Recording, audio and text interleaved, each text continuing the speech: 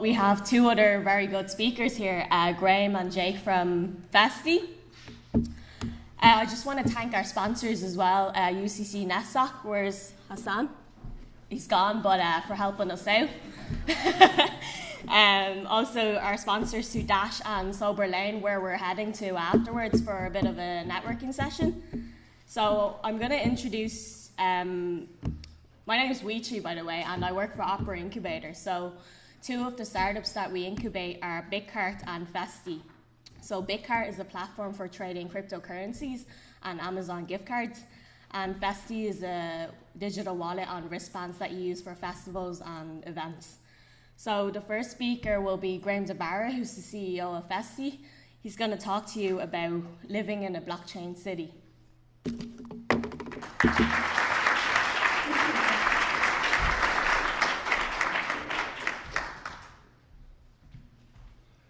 Hello everyone, you can hear me all right? Yeah. Cool. So I'll get into it. My name is Graham DeBarra. I'm representing Festy here in Opera Incubator. And I suppose just to start it off, I see a lot of new faces, a lot of familiar faces from the industry and community here in Cork, which has been established for a few years now. Just out of interest, show of hands, who here owns a cryptocurrency of any type? Very good. Very good. That's actually surprisingly high. A lot of these meetings, you generally have people coming to look to purchase cryptocurrency. So you've already made your millions and you're still interested in it. So that's great. Thanks for coming. So you obviously understand a lot of the terminology, a lot of the decentralization. But I'm going to just start from the very, very kind of basics for a lot of fundamentals that you might not be aware of. I'm going to start with this kind of concept here, permission.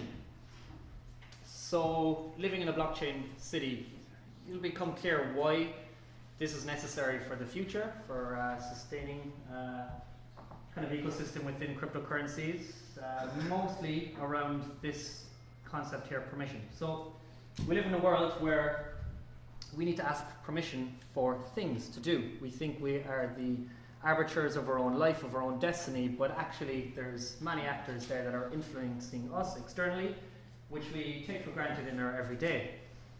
Take, for example, your bank account. You all are students, you probably have student loans, you must have credit of some sort. How do you spend every day? You have to get permission to buy your apple or your banana or your pint. You can't just go and get that. You need to go to a bank, you need to sign up, they need to vet you, they need to bring you there, they need to see who you are.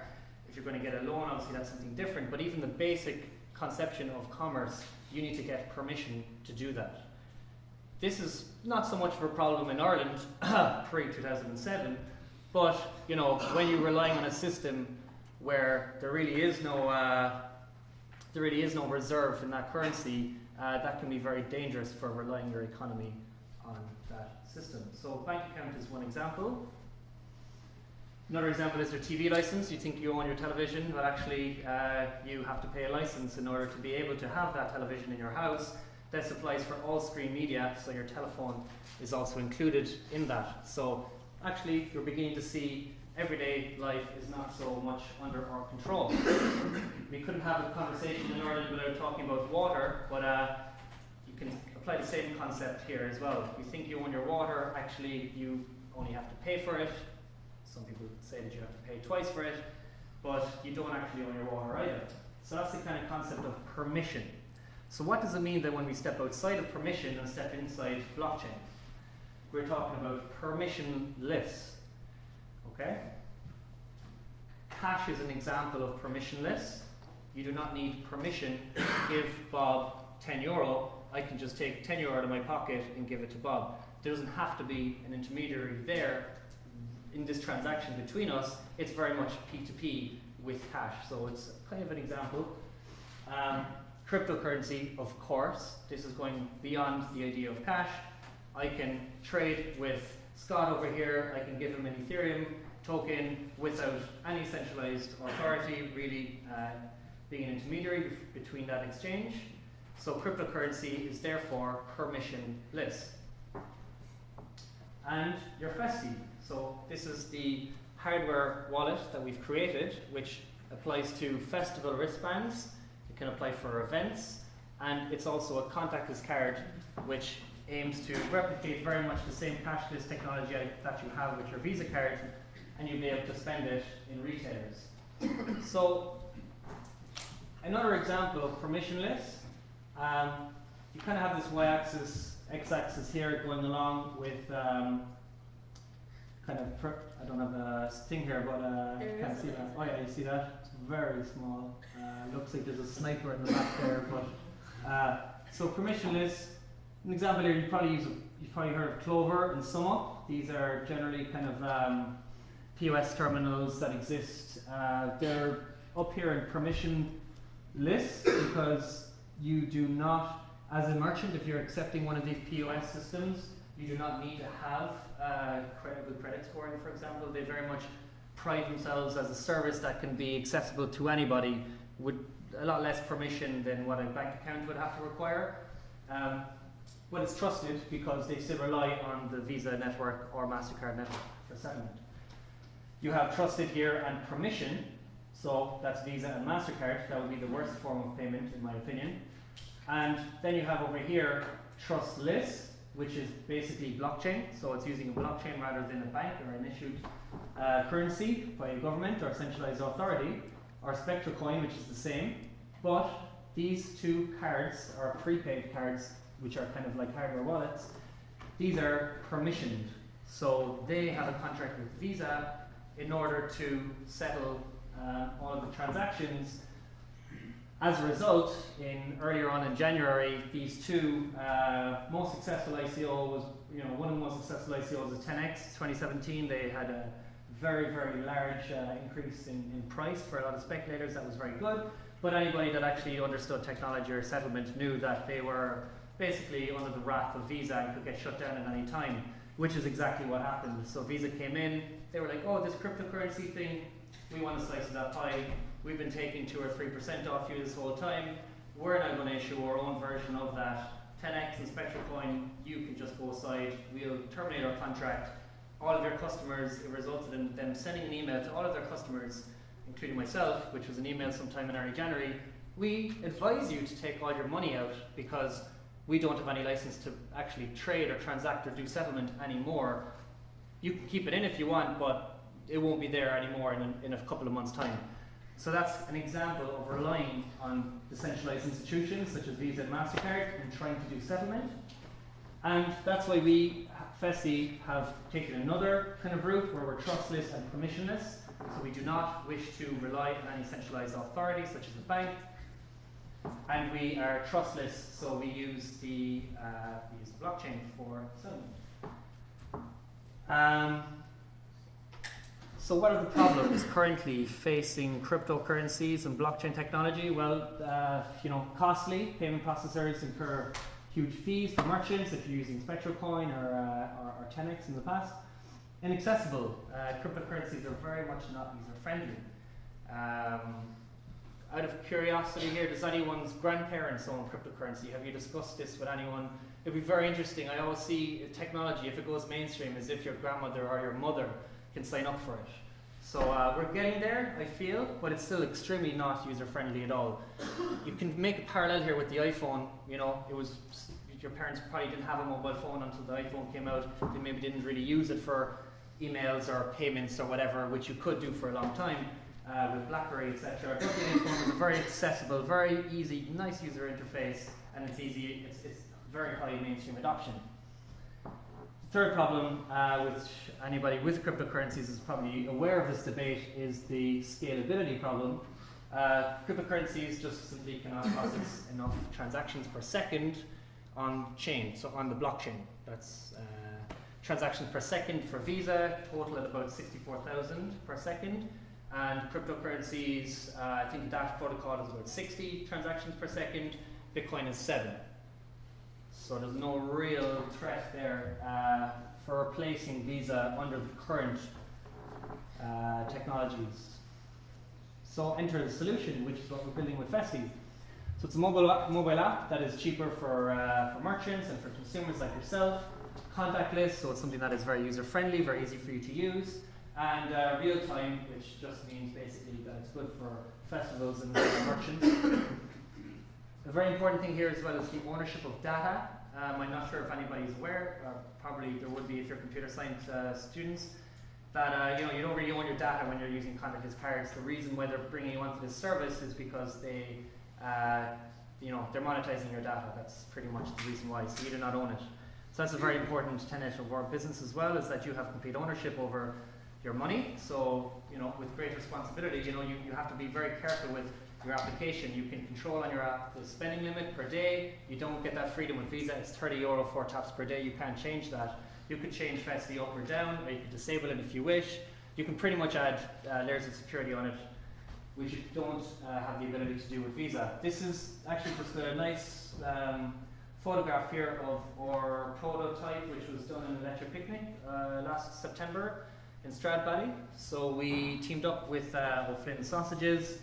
We were able to feed, we did a prototype of 40 people, so we sponsored the welfare tent, and for 40 very hungry workers who were volunteering in services and welfare services, they were able to be fed using their Festy cryptocurrency wallet. So they were able to be fed for the entire weekend just relying on our blockchain. So that was really, really cool as a prototype. Got a lot of feedback from the merchants, from the festival goers, which is our market. Again, controlling your money is a very important aspect of this, which you currently have no control over. It is through a mobile app. You can use anywhere with offline payments. And it's very simple to top up as well. Top up is done using cryptocurrencies, obviously, but we're not restricting ourselves to that because we have to draw a bridge for the rest of the world to come on board, and that's why we partner with a payment processor that will be able to, like you have with your Leap card system, you just tap, you can top up using your credit card as well. So it's all about doing more with your wristband when you're at an event, when you're at a festival. You'll be wearing one of these very pretty prototypes, but they can be in different colour, in different size as well, depending on the festival, of course. Our next festival is South by Southwest in Austin, Texas in March. We are sponsors of that, and we have a number of other festivals. We'll be at Electric Picnic again this year. If you're there, look out for us. So, there's probably some people here interested in money, maybe you study economics. The total market cap of cryptocurrencies is very close to getting to $1 trillion. It's very much there. Traditional mobile payments in comparison is about 500 billion, and music events industry is 10 billion. Interestingly, Ireland is one of the most expensive, I suppose, festivals. People will spend about 250 million in Ireland every year just on music festivals alone. So that's why we feel this is a good market to get into for various reasons. So what happened over time? How did we get here, So we're looking at the market size in 2013. We're back when it was pretty much Bitcoin, Ethereum was in ICO, so there was no Ethereum at the time.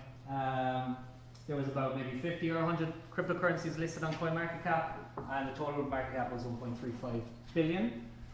2014 then, a lot of events happened. It jumped to 9.9, down to 4, 5.8.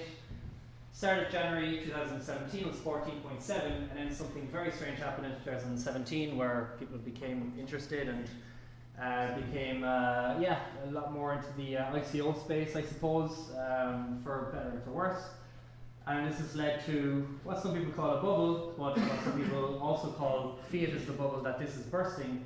682 billion to date in cryptocurrencies. So that's kind of where we are today. I'll let you speculate where you see this going in time. So this is our team. We 100% Irish owned.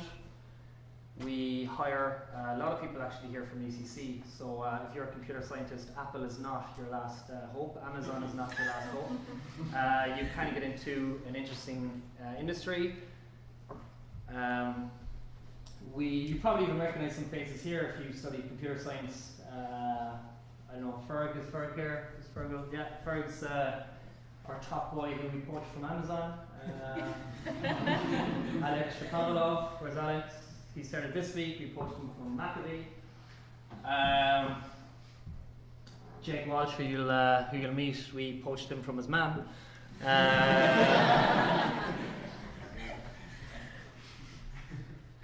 So just to give you a roadmap, kind of where we are, if you are interested in getting involved or even using our product in the future. We started initial concept and hardware design back in August 2016. We did our soft launch on a rooftop party here in Upper Lane in Cork City on July 2017. We did a lecture picnic, as I mentioned already, in September 17. We sponsored DEF CON 3, which is the annual Ethereum developer conference, which was held in Cancun. So we were doing payments at that conference as well. And currently here in January 2018, we are at the software implementation stage. So we actually have quite a big team with us today who flew in from Poland and from Switzerland. And that's kind of mostly where our company is based, but it's kind of centralized here in Cork in some ways.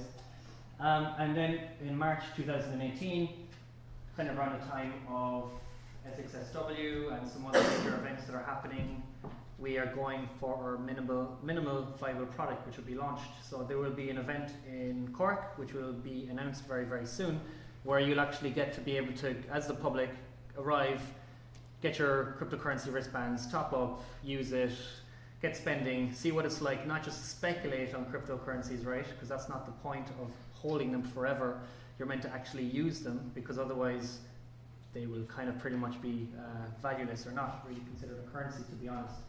This is what a roadmap looks like. If you're planning an ICO, this is what you have to have. You have to actually build something, right? We don't support any ICOs, we don't incubate any ICOs, we don't associate with any ICOs. So don't ask me about that. So thanks for listening to me. We are going to go to Sober Lane afterwards, so I hope to have a chat with you then. Please come up to me, ask me any questions. I'll be hanging around here afterwards as well. So I'm going to introduce you to our developer, Jake. Thanks very much.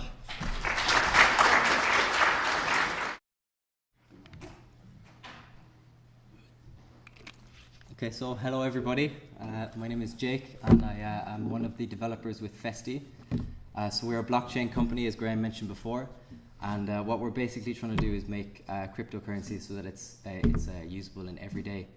And one very important aspect of that is just to actually explain to people how cryptocurrency works and all of the underlying technologies behind it. Okay, so that's basically what I'm going to be talking to you guys today about. So I'm going to be doing this by talking about 5 core technologies that we use for blockchain. So the first of this is peer-to-peer. Okay, so peer-to-peer is basically the means by which we communicate in the cryptocurrency network and with blockchain. Okay, so the second core technology that I'm going to be talking about is blockchain itself. Okay, so this is the means by which we actually store information in a very secure way. So we store information such as transaction information, and if you want to actually give cryptocurrency from one person to another, you will store this using the blockchain. Okay, so the next thing I want to talk about is hashing as well. So hashing is the security. Yes? Yeah, no, it's fine. Yeah. So hashing. So hashing is a means by which you can ensure that your data does not get tampered with. Okay, and this is absolutely incredibly important because of the decentralized nature of cryptocurrency itself. Okay. Then I will be talking about private key signatures, okay, and this is a means by which you can ensure I am the only person that is sending cryptocurrency from my own wallet, okay. So that is, as you can imagine, incredibly important. You don't want somebody else spending your cryptocurrency. Makes sense, yeah? And the final thing that I'm going to be talking about is mining, okay. And mining is a means by which we actually keep this cryptocurrency ledger and this distributed means by which we can transact money. We keep this updated, we maintain it, and we add new blocks. Okay, so for starters, who here has ever heard of peer-to-peer model? Just by a show of hands. Okay, so we've got a relatively techie room. So for those that don't actually know it or haven't heard of it, up here on the left-hand side we have an example of a peer-to-peer model. Okay, oh sorry, on the left-hand side we have the client-server model, and this is a means by which you can get and share information on the internet. Okay, so this is the underpinning technology for a lot of things like, say, Facebook, Amazon, Netflix, and all these kind of things where you are a client, you on your desktop, you on your tablet, you on your laptop, anything like that. If you want a file, if you want a resource, if you want a video, or if you want a cat picture, you will ask this server for that piece of information, and it will send back to you the information that you're looking for. So this is harking back to the permission system that Graham was talking about when he was up here. Okay, and we'll contrast that now to the peer-to-peer system on the right-hand side. Okay, and that is a system in which every single user, so everybody who has a desktop, a laptop, anything, you are both the client and the server. Okay, so if I want to share a file in a peer-to-peer system, I don't need to ask any central server or anything like that for information. I can just give a file directly from myself to you. Okay, and in the same way, if I want a file, I just ask you for that file and I can get it directly off you.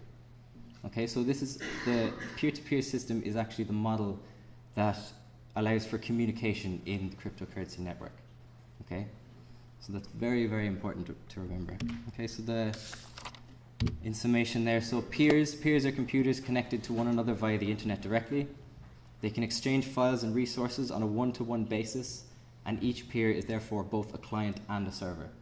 Okay, so this is very important to keep in mind because I'm going to be building this up from the ground up and then give you the whole picture at the end. It'll be really cool, I promise. Okay, so the client-server model, again comparing the two. Clients are connected to the server over the internet. Files and resources are shared on a one-to-many basis. So there's one server and there are many clients connected to this server that are trying to get this information off it. Okay, there is a defined server and a defined client, and they're not the same.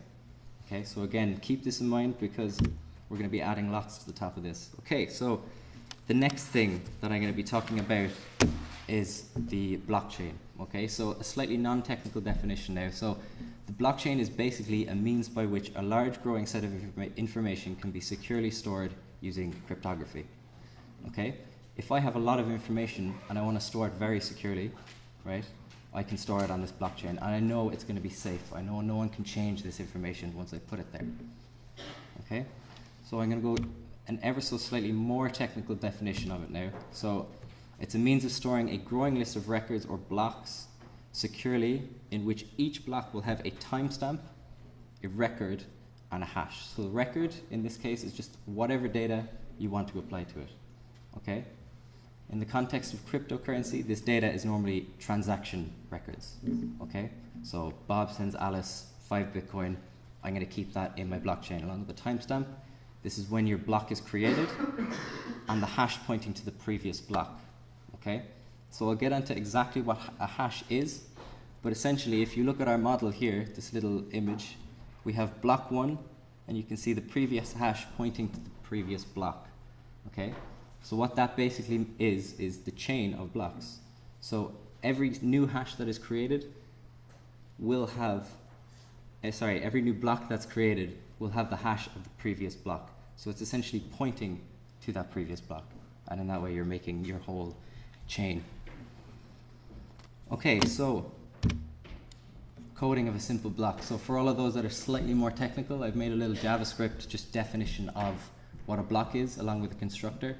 So how many of you guys are coders out there? You got any coders in the house? Okay, cool. This one's just for you guys, okay? Oh. Okay, well that's not appearing at all. Jesus. Whoa. Sorry, I may have just revealed too much. Okay, anyway, that's for some reason not appearing. It's in white. Oh, it's in white text. Thank you, Richie, for that. This is what happens when you give your slides to someone and they change the theme on you. Okay, so essentially all that you need to know here is that to create a block, you need an index. Okay, so that's the number in the sequence that this block is. Okay, so obviously you start at block 0, and you have block 1, block 2, and so on and so on. Okay, The second thing that you need is the actual data. So what do you actually want to store on this block? Okay, pretty straightforward, yeah. It makes sense that if you want to store data on a block, you'd apply the data to the block, yeah? The next thing you need is the hash of the previous block. So again, I'm going to talk about the hash in just a second and exactly how you get this hash. Okay? And then you need a timestamp as well. Okay, so that's just when the block is created. Okay, so a hashing function is essentially a function, right? We can think of this as just a black box function, right? And you can give it any arbitrary length input, and it will garble this input, and it will change it and change it and change it, and it will give you this fixed length output. Okay?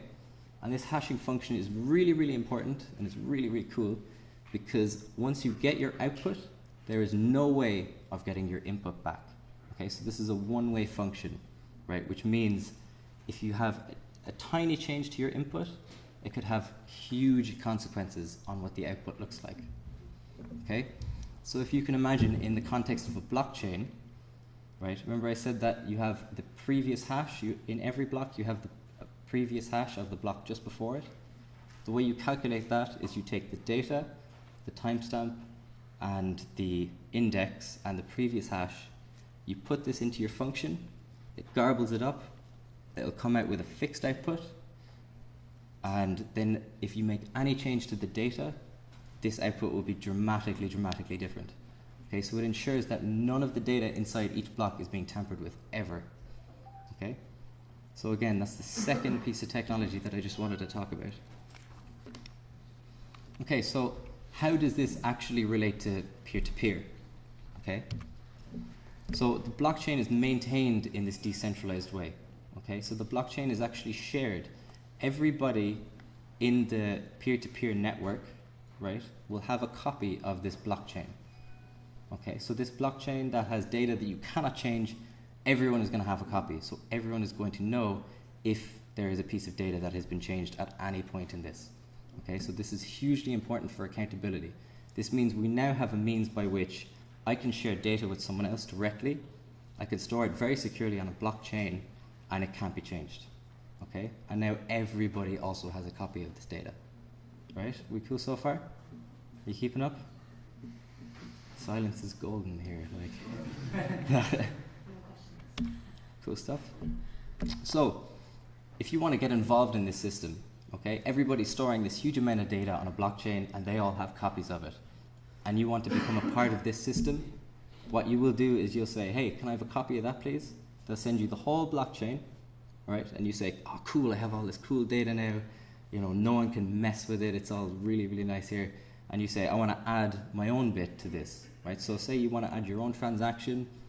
It could be even something like medical records that you want to add to this blockchain, right? What you do is you create a new block, you chain it, and then you broadcast it to everybody, right? And in this way, the blockchain is continuously being updated, and it's continuously being maintained, okay?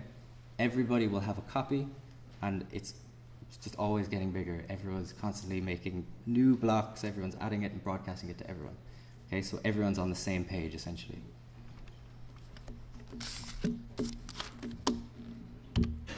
Okay, so we have our peer-to-peer, we have our blockchain, right? But how does this actually relate to cryptocurrency, right? So that's kind of the reason a lot of people here is you want to hear about crypto. It's a buzzword. You know, everyone, especially in the last few months, everyone has gotten hugely interested in it. Okay, so how does this relate to blockchain, and how does this relate to peer-to-peer?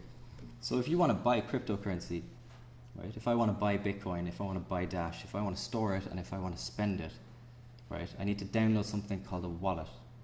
Okay, so a wallet is something that you will get off, say, you go onto bitcoin.com, you can download a Bitcoin wallet. And there are a few things that will actually come with this wallet. Okay? So the first thing that will come with this wallet is a copy of the whole blockchain. Okay? So going back to this decentralized system where everybody has a copy of this blockchain, once you become part of this system, once you have a wallet, you will get a copy of this as well. Okay?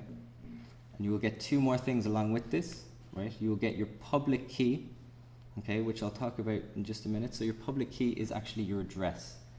So if someone wants to send you money, they're going to need to know where to send it. Okay, this is what your public key is for. Everybody in this network, everybody who owns Bitcoin, they can see your public key. Everybody has access to this key. Okay, along with this, you have a private key, and this is something that only you have. Okay, and this is something that I'll talk about just in a minute, just for data integrity. Okay, but it's really important to remember you have your public and your private key. Okay, and obviously with a wallet, another thing that's crucially important is a balance. You know, there's no point in having a wallet if you don't know how much is in it. So that's the next thing that will come along with it. Okay, so we have our wallets, we have our public keys, we have our private keys.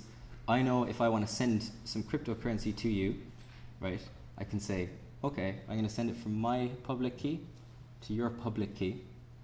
I'm going to send this much, and I'm going to put it on the blockchain. And once it's on the blockchain, no one can change it. Okay, it's there.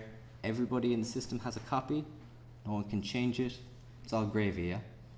Okay, but there's one small thing that you're missing there, which is what is stopping someone when you are adding this to the blockchain from changing the data before it actually gets put into a block.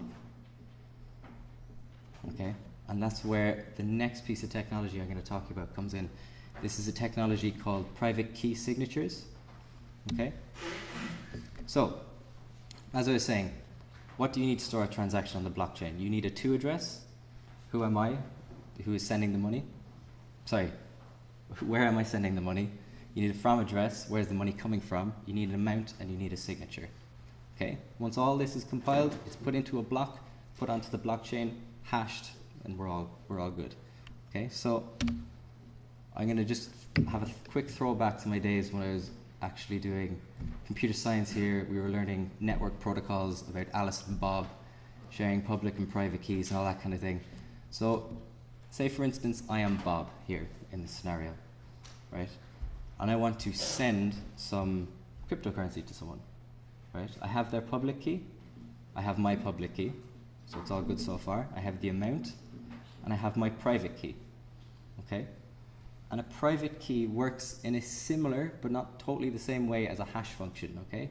So what I will do is I will sign this transaction, the amount, the to address, the from address, I'll sign it and I'll garble it up and I'll make an absolute nonsense out of it, okay? And the difference between this and a hash function is that this is reversible, okay? So the way you reverse this garbling and you get your message back out, your transaction back out, is by applying your public key. Okay, so you encrypt with your private key, you decrypt with your public key. All right, so if I sign with my private key, because I'm the only person who has access to my private key, it has to be me that is making this transaction from my own wallet. Yeah? So what I will do is I will sign this transaction, and it will be sent over the internet, and where you see this little lady typing away on your computer, that's called a public key checker. And what they will do is they will take my public key, which again is available and everybody can see this. They will decrypt the message and they will put that on the blockchain. Or they will hand that to a miner, which is something I will talk about in just a second as well. So this is the last thing that I will be talking about. Okay, so far, your data is hashed to ensure integrity. Okay, so this is the hashing I was talking about earlier with the blockchain. It's only a one-way hash. Once you have your input and you get your output, you cannot reverse this function. So there's no way you can put it back through, edit the information, and then have it going through to the next block again. Okay? We have a blockchain, so this is a means by which we can store all of these lovely transactions. We know it operates on a peer-to-peer system, so there is no one that is giving you authority to make these transactions. And we have private key and signatures to ensure that the data origin is as it says, okay? But who's going to maintain this system? Okay? Can you think about the anarchy if every single person who owned a Bitcoin wallet was able to just put a transaction on the blockchain whenever they wanted, right? The blockchains would grow so big, even in Ireland, they would grow so big so quickly that they would be unrecognizable and completely different from blockchain, say, in Australia, even just due to propagation over this peer-to-peer network. Okay, so what we need to do is we need to basically assign someone. We need to say, okay, we want you to actually manage these transactions. We want you to be able to actually take all of these transactions and put them into a big block, and then we'll let you put them on the blockchain. Okay, so that's where the concept of mining comes in. So I'd imagine a lot of the people who actually own cryptocurrency have heard about mining. Okay, and it isn't all dissimilar from actual mining. Okay, in that you mine and you get a reward. You uncover something, right? So in a gold mine, you uncover gold that previously wasn't there. There's a finite amount of gold in the same way there is a finite amount of any currency. Okay, and by mining, you are actually uncovering this currency. You are getting a reward in the form of whatever coin that you're mining. So if you're mining Dash, you get some Dash. If you're mining Bitcoin, you get Bitcoin. Okay? So a miner is essentially a node.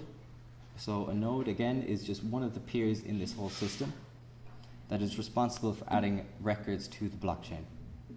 Okay? So in the same way, we're all nodes, but everyone who has a Bitcoin wallet is essentially a node in the system, but they're not necessarily miners. Okay? So these nodes volunteer their computing power to the network to be used for massive, massive calculations. Okay? And this is known as proof of work. Okay, this is one of the ways we're mining, and I'm talking here specifically about Bitcoin, just because if I were to talk in a very general sense, it would just get very, very confusing. So they're rewarded this by bringing new coins into light. Okay. So, how does a miner add a block to the cryptocurrency blockchain? So, okay, let's see if I can do this now. So, with each block, you have something. You have your timestamp. You have the hash of the previous block. You have the data, so these miners collect all of these transactions, they put it into a big chunk of data, you put that in, okay? You have the index as well, and then you have this other thing that's called a nonce, okay? And a nonce is just a random number, all right? And it's between 0 and an exceptionally large number, okay? And when you create a block, right? When there is a block that's been created, you have the hash of the next block, right? So the hash of the next block is already supplied to you, right? And what you have to do is you have to take your data, you take the previous hash block, the hash, of the previous block, you take your timestamp, you take your index, and you guess a nonce, okay? So say for instance, I guess a nonce and I guess 4, and I do my hashing algorithm, I take this arbitrary size input with my nonce being 4, I transform this into my fixed output of the hash, and I compare this to the hash of the current block, okay? And if this hash is deemed to be similar enough to this block, to this hash that was originally supplied, then you say, okay, that's fine, I'll link you into the blockchain, and then you broadcast to all of your peers, okay? So I know that's slightly confusing, but I do only have 20 minutes, so so feel free afterwards. We're going to be having a Q&A as well, so you'll be able to ask questions and all that kind of thing, and even after that as well, we'll be going to Sober Lane, so you can corner one of us and just absolutely bombard us with questions if you'd like. So that's essentially how you start off with your peer-to-peer technology. At your very, very bottom, you have your blockchain that uses hashing, then you have your private key signatures, and you have your mining, okay? And all of these things combined make up your cryptocurrency, okay? So I'll just give you a broad picture before I leave you here. So this is it literally from start to finish, a whole transaction, okay? So if I want to buy something, right, I see a really nice pair of shoes, I go, I'm having them, right? And the merchant says that he accepts Bitcoin or Festy or Dash or whatever it may be. Okay? I will take the merchant's public key, I will take my public key, I'll take the cost of whatever I am buying, okay? And I will sign this with my private key. Okay? Then this will go on to a public key checker, which decrypts this information using my public key to verify that it is me. All right? This is then pooled with loads and loads and loads and loads of transactions, okay? And they're given over to a miner, right? And this miner does a nonce check, so he essentially just keeps guessing this nonce value and keeps doing all these massive calculations. And if the nonce is then deemed acceptable, or if it's close enough to the hash of the block that he's trying to create, he will add this new block to the chain, and it will broadcast to the rest of the Bitcoin network or whatever network you are working with. Okay, so that is the overview. That is pretty much as I can explain in 20 minutes. So apologies if it was an incredibly dense talk there. But if you want a few more resources, I've included these in my slides, and these will be available online on operaincubator.com later on this week. Okay, so we have a few different things. So if you're into actually coding it, there's a really great article here on coding it and making your own coin, and there are some other videos here that will give you just maybe a bit longer of an explanation and go into some of these technologies that are being used just in a bit more detail. Okay, so thanks very much. You've been incredibly attentive. Thank you.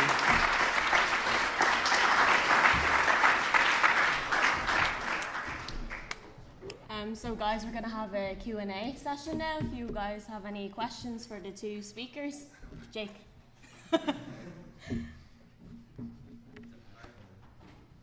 Yeah.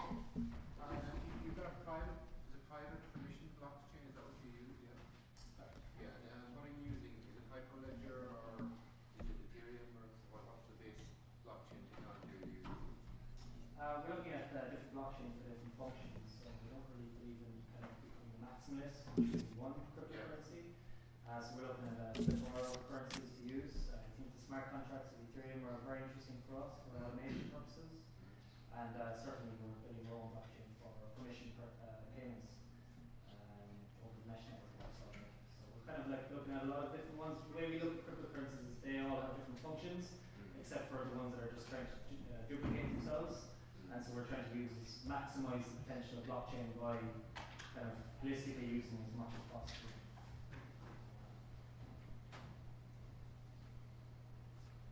Sorry, for your wristband, so I'm guessing you're using like an NFC card or something like that to store private keys for signing transactions. How do you protect that private key from being copied if someone's going to go pay for something and someone's using a malicious terminal in some way? How do you kind of protect that?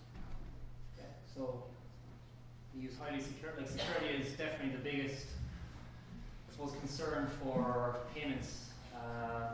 And this goes without saying, even for blockchain, it's even more so important. You know, we've seen a lot of hacks throughout the years, including the hack of the DAO. We've seen Mt. Gox for a very different kind of reason, which was claimed to be a hack, which was inside trading. So there's definitely a lot of security problems with the existing blockchain technology. So yeah, what you described there are people using like non-verified terminals, like that will be kind of there's a verification process for people to ensure that the decryption that they're using their terminals are actually real good actors, not bad actors. So there's kind of that aspect of it. There's very high secure smart cards that we're using, which is another aspect of it. And then of course there's the actual control that the user has within their app themselves. So say for example, if this is also meant to be like a prepaid kind of style, although you can top it up.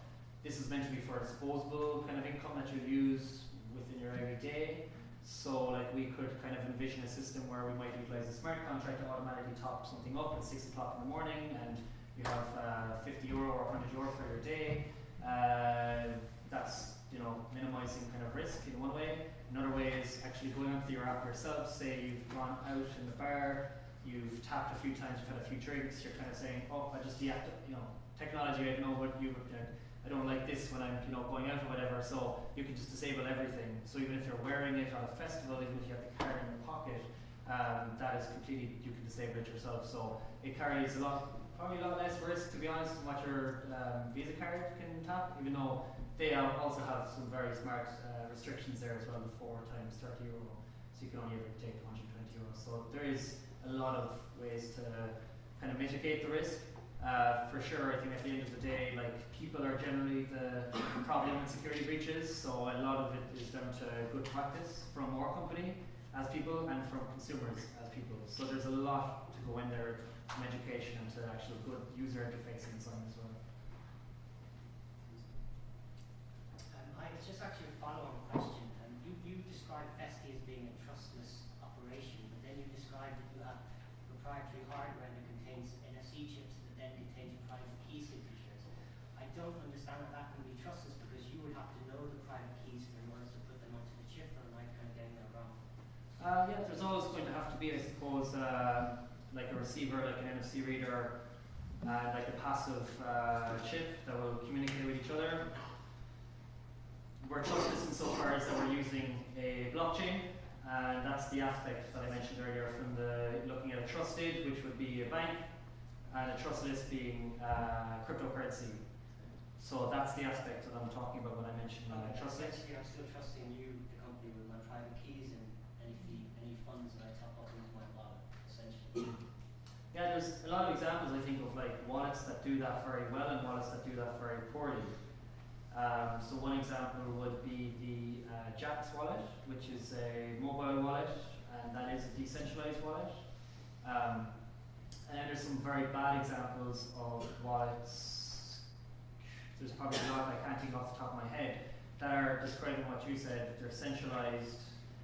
That means that a lot of money will be on a server, and that could be open to a malicious attack, and someone could siphon all the funds out, like they would a bank, say, which are hacked daily, all the time, and then that money's gone and the user's gone. So how we mitigate that is, we don't, we're decentralized in a way that we don't store, things on a hot wallet, and that would mitigate, again, a lot of risk around malicious attacks.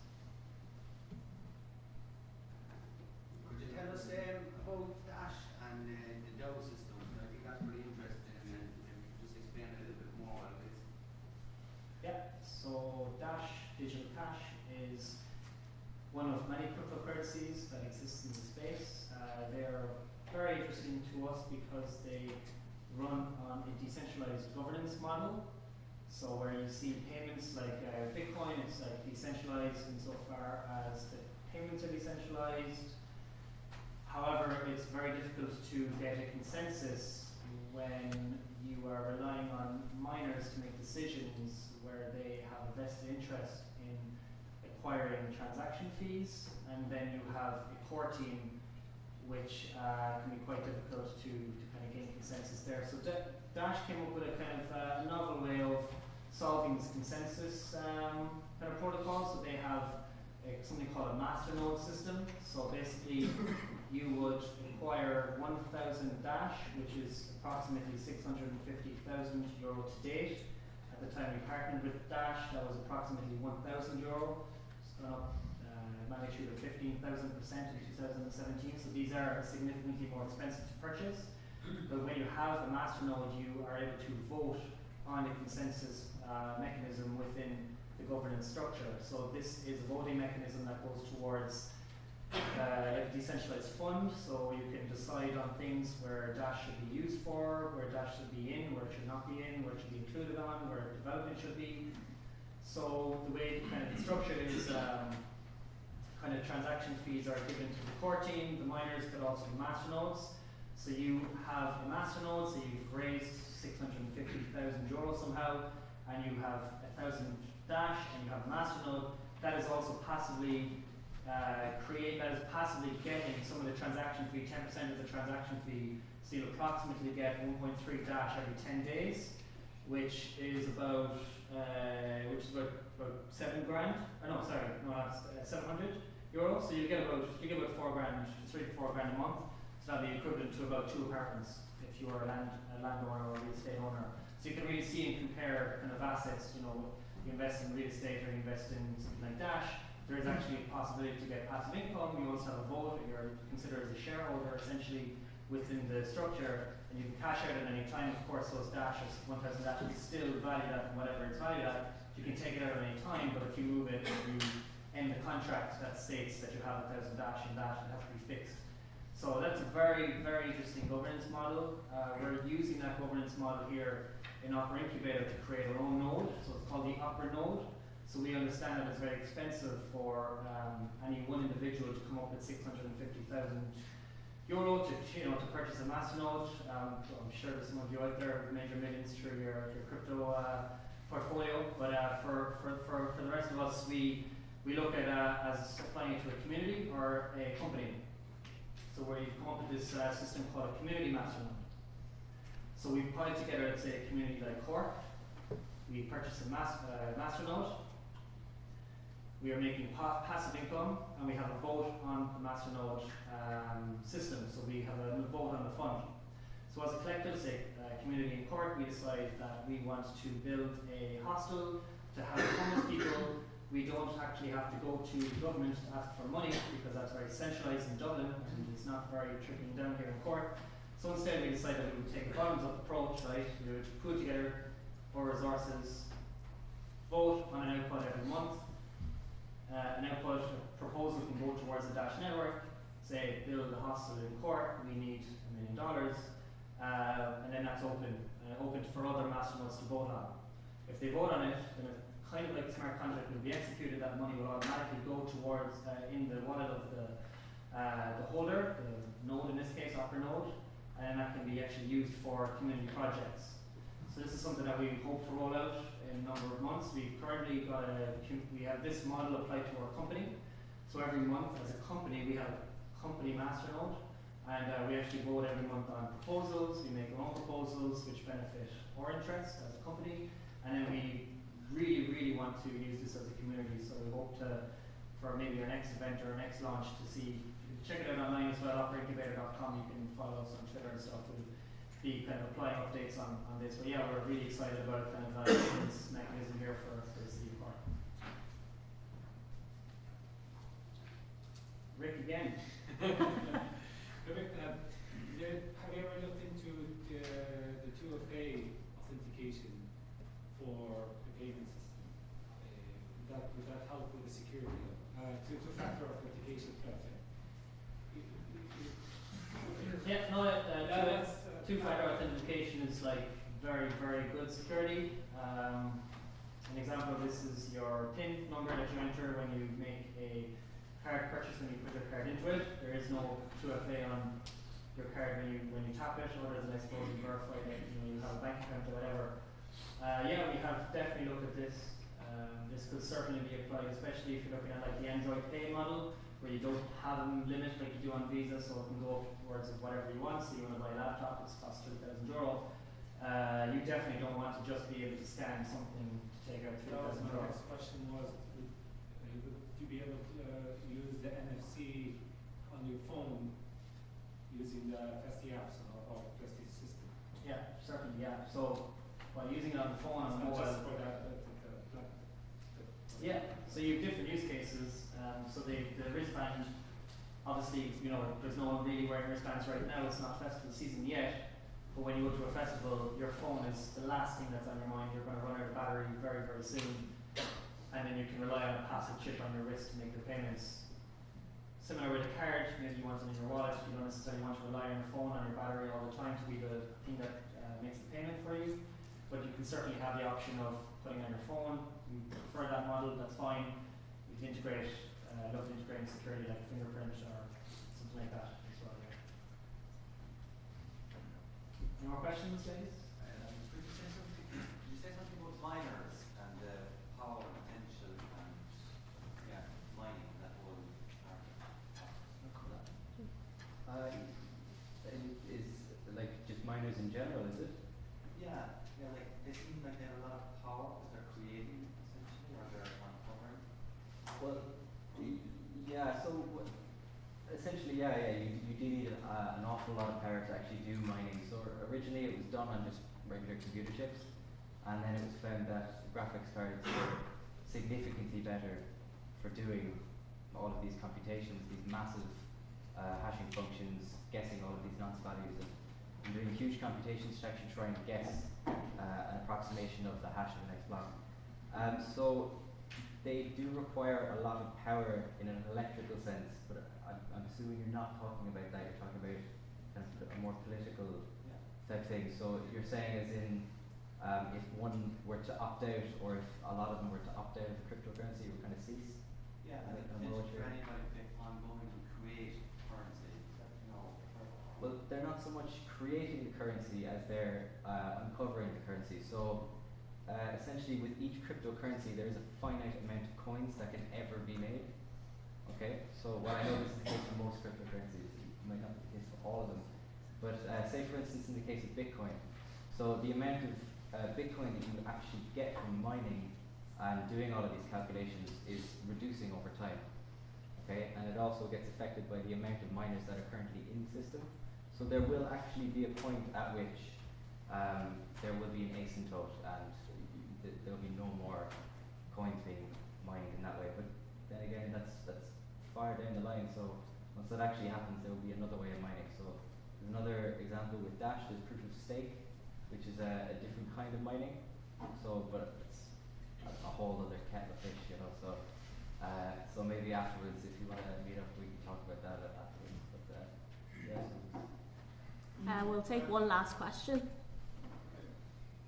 During mining, you aggregate all the transaction, but when you will mine all the currency, for example, all the Bitcoin you can mine, who will aggregate the different transactions and then put them in the blockchain?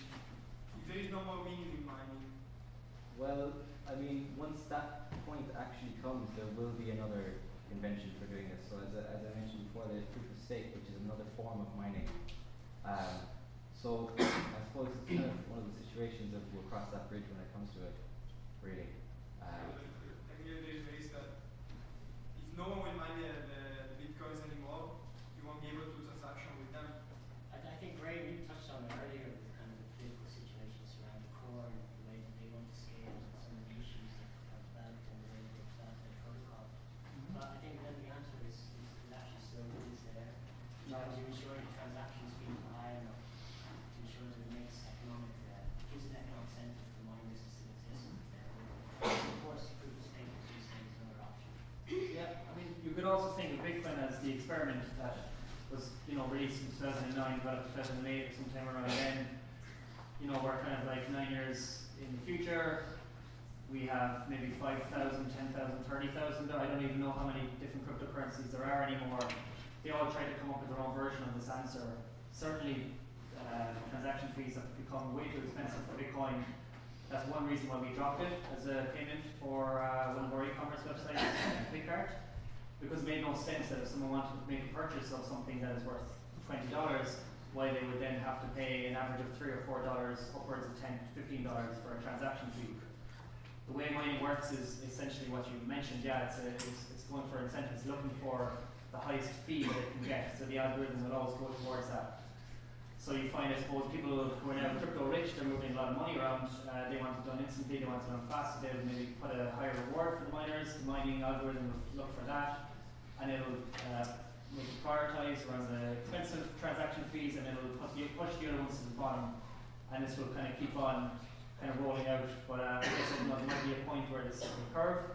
But in the meantime, the Ethereum Foundation they're moving to a point proof of stake model, which should solve this. It might solve this, I don't know, it's contentious.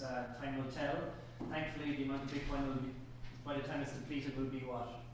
21 something million or something? Or 20 How many years? But oh, right. we'll be dead anyway.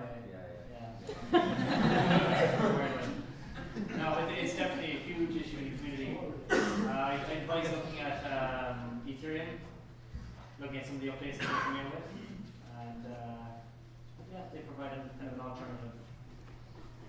So I think we're finished with here, but our team will be here after if you want to talk, and we're all heading to Sober Lane for some drinks and networking. I just want to say as well, our team is growing, so there's some roles that we're hiring. We're hiring a UX designer, web developer, and a graphic designer. And our next event will be in February 21st in Deloitte's Blockchain Lab up in Dublin. So hope to see you there. And we're also doing a developer workshop if any of you are interested in it. That will be in Berlin. So that's on the 21st of March, and it's for a full day. and there'll be an after party where we'll be showcasing how Festy works in the penthouse up in the Berlin city. So that's it, and the email address is up there. So thanks for coming. Thanks very much.